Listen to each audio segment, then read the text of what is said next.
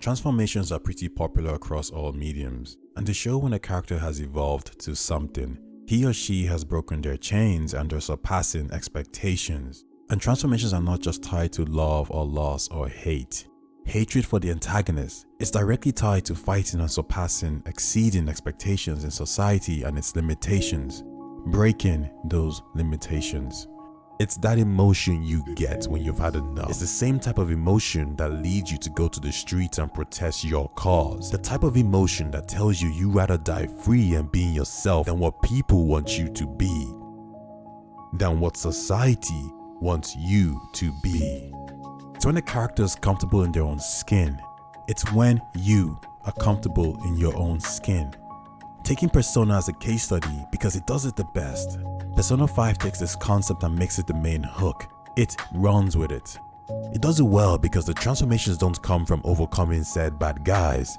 The battle comes from your environment, family, friends, and acquaintances, and how they see you. It tells a story of stereotypes and how they affect you, how you affect people, and how they affect you. I repeat. Transformations are important to stories because it shows a pivotal moment as to when the character has become more than what you expect. More than what society expected from him or her, he or she has evolved. It's when the character is comfortable in their own skin. I repeat, it's when the character is comfortable in their own skin. It's when you are comfortable in your own skin. Comfortable in their own skin. What does it mean to be true to yourself? Are you the type of person who always says and does what they think and feel? Or do you wear a mask? Better yet, taking things a step further, do you wear multiple masks? Switching things up depending on the crowd? Persona 5 is a really unique game in my opinion because it puts the power of introspection and self-reflection on full display. To get what I mean, let's take a quick look at the metaverse before we discuss how it affects the Phantom Thieves and helps bring about their initial transformations. In Persona 5, the metaverse is a parallel dimension that exists alongside reality, and everyone that exists there is the shadow version of their true selves. These shadows display the true feelings and opinions that our real-world counterparts may have repressed or hidden, a sentiment I'm sure everyone to some degree can relate to. We all have aspects of ourselves that we'd rather keep hidden or aren't very proud of. Persona does take this to a bit of an extreme, but in doing so, forces the Phantom Thieves to look inwards. In facing the palace rulers of the metaverse, the Phantom Thieves confront their own internal demons. When we meet them, each member is forced into a form of complacency in life in one way or another by palace rulers. Ryuji, Makoto, An, they all find themselves in situations that they have little to no control over, and believe their only way to survive is to fly under the radar and go with the flow, no matter how painful it is for them. When they wind up in the metaverse, however, this conflict between their true selves and the persona that they've been forced to adopt collide. The masks we wear can be useful.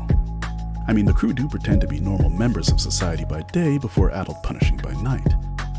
But when we use our masks to pretend to be who we're not, eventually our true nature finds a way to break through. And we even see this portrayed in the game. When each Phantom Thief is forced to decide whether to passively let things happen around them or to take matters into their own hands, their masks physically reveal themselves. And being able to tear it off of their face despite the pain and discomfort allows them to embrace their true selves, granting them their own unique power that comes from true self-acceptance and a greater sense of purpose. Choosing to accept yourself, flaws and all, is the gateway to unlimited potential. And I think that's a big part of what this game is trying to tell us. When you stop focusing on hiding and protecting yourself, you can direct more attention outward, applying yourself and achieving your goals. Persona may exaggerate some of its themes, but I think that it presents this idea pretty well. The Phantom Thieves aren't strong just because of their superpowers, they're strong because of their ability to realize and actualize their own potential through self-acceptance and improvement. For anyone who is even remotely familiar with some psychological concepts from Carl Jung, we can immediately draw parallels to some of his theories, and how they are transcribed and altered within Persona. The ideas of the persona and the shadow were first coined by Carl Jung himself, and not only do they serve the same name as what is used in Persona, but also function in the same way as well. How does this relate to transformation? Well, Jung's work suggested that to become more whole and to elevate beyond oneself, you must go through the process of integrating the shadow.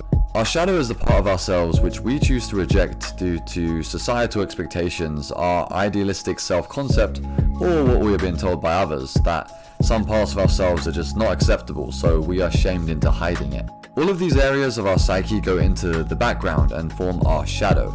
We are our shadow, despite us wishing to reject that side of ourselves. However, by rejecting it, it only grows stronger. It manifests in our unconscious. It explains why we have recurrent nightmares or might repeat the same rhetoric when we drink alcohol. To integrate the shadow, we must accept it and acknowledge its presence.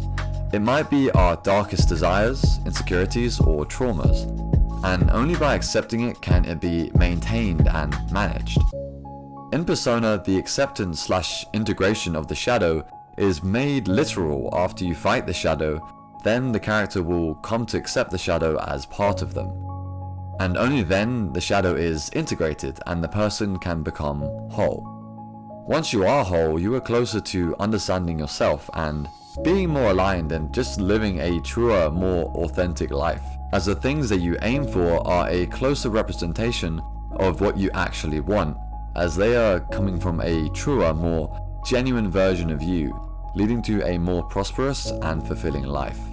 It's that emotion you get when you've had enough. It's when a character is comfortable in their own skin. The type of emotion that tells you you'd rather die free and being yourself.